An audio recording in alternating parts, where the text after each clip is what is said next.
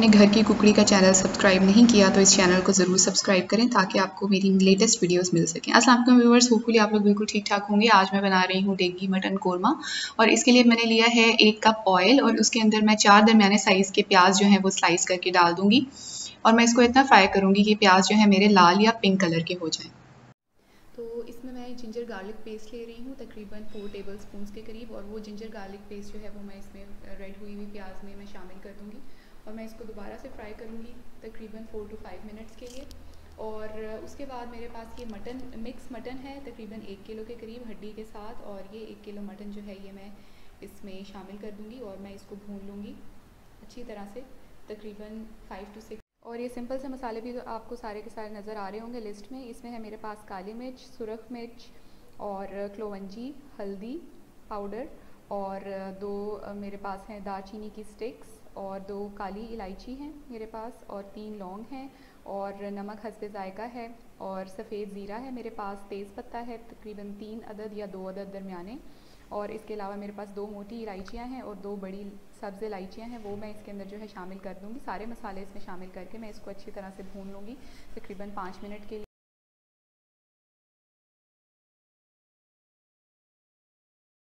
ज़बरदस्ती इसकी खुशबू जो है ये आना शुरू हो गई है। और अब मेरे पास ये कटे हुए टमाटर हैं तकरीबन 2 अदद या 3 अदद दरमियाने साइज़ के टमाटर स्लाइस हुए हुए, वो मैं इसके अंदर शामिल कर दूँगी और इसको मैं अच्छी तरह से मिक्स करूँगी। और अगेन मैं इसको भूनूँगी 2 से 3 मिनट के लिए। 2 से 3 मिनट के लिए भूनने के बाद जो है मैं इसके अंदर सिंपली क्या करूँगी, इसकी खुशबू भी आने लग जाएगी, इसका मतलब है कि ये मसाला जो है ये कुक हो चुका है। और टमाटर तो ऑब्वियसली मसाला बनने के सबसे आखिर में ही डालते हैं। तो ये मसाला अच्छी तरह से भुन चुका है। अब इसके अंदर जो है मैं डाल दूँगी पानी। इतना पानी डालूँगी कि गोश्त जो है तकरीबन गल जाए, और पानी है तकरीबन मेरे पास 5 to 6 कप्स या 4 to 5 कप्स। वो पानी इसमें डाल के अच्छी तरह से इसको आप मिक्स करेंगे और इसको आप ढककर रख देंगे इतनी देर के लिए कि जितनी देर में ये गल जाए। और इसको गलाने के लिए जो है इसको आप प्रेशर कुकर भी लगा सकते हैं। मुझे इसको गलाने के लिए टाइम लगा था तकरीबन 35 to 40 मिनट्स।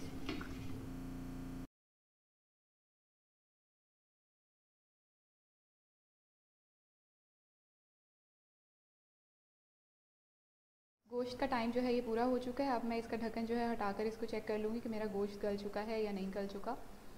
और इसको जो है ऑलमोस्ट गोश्त गल चुका है। इसका ढक्कन मैंने हटा लिया है और इसको मैं चम्मच हिलाकर जो है ये चेक करूँगी।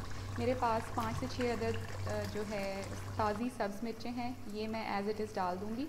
और ये मेरे पास सब्ज़ धनिया तकरीबन आधी गड्डी बारीक कटा हुआ सब्ज़ धनिया, वो मैं इसके अंदर शामिल कर दूँगी। गोश्त चूँकि गल चुका है तो अब हमारा जो ये सालन है ये फ़ाइनल स्टेजेस में है।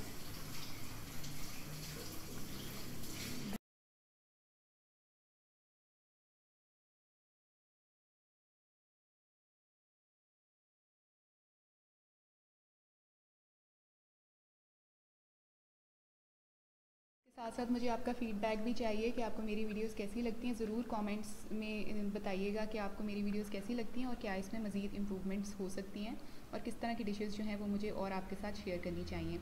तो ये देगी मटन कोरमा जो है ये ऑलमोस्ट बन चुका है और इसको मैंने चम्मच हिला लिया है। बहुत सॉफ्ट स्मूथ सा बना है ये, और गोश्त जितना अच्छा गला हुआ होगा उतना ये टेस्टी भी लगेगा। मसाले इसमें कम हैं और कम मसालों के साथ इसका टेस्ट जो है वो बहुत ही ज़बरदस्त आएगा आपको।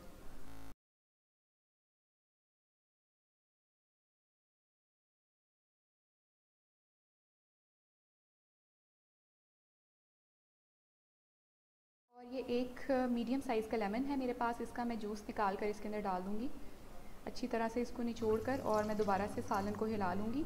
और सबसे आखिर में मैं तकरीबन हाफ़ कप पानी डाल रही हूँ ताकि मेरी जो गोश्त की है वो ग्रेवी बन जाए, और आपको जितनी ग्रेवी रिक्वायर्ड है उतना आप पानी इसमें डाल लेंगे।